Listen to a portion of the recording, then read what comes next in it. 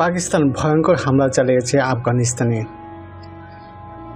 পাকিস্তান ও আফগানিস্তানের মধ্যে সাম্প্রতিক সময়ে যে টানাপোড়েন চলছে, এর মধ্যে পাকিস্তান আফগানিস্তানে এক ভয়ঙ্কর বিমান হামলা চালায়। পাকিস্তানের ভয়ঙ্কর বিমান হামলায় আফগানিস্তানের ক্রিকেটাররা তীব্র নিন্দা জানিয়েছেন।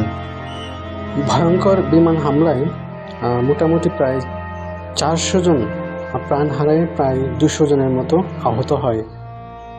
পাকিস্তানের এই ভয়ঙ্কর হামলায় আফগানিস্তানের ক্রিকেটাররা পাকিস্তান আফগানিস্তান সম্পর্ককে অনেকটা হতাশা প্রকাশ করেন।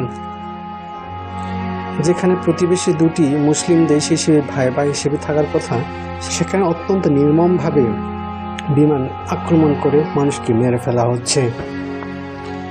বিভিন্ন সোশ্যাল মিডিয়াতে আফগানিস্তানের ক্রিকেটাররা এ বিষয়ে মুখ খুলেছেন। আফগান ক্রিকেটার নাভিন উল হক পাকিস্তানকে ইসরায়েলের সাথে তুলনা করে বলেছেন, ইসরায়েল এবং পাকিস্তান শাসন আমলের মধ্যে কোনো পার্থক্য খুঁজে পাওয়া যায় না।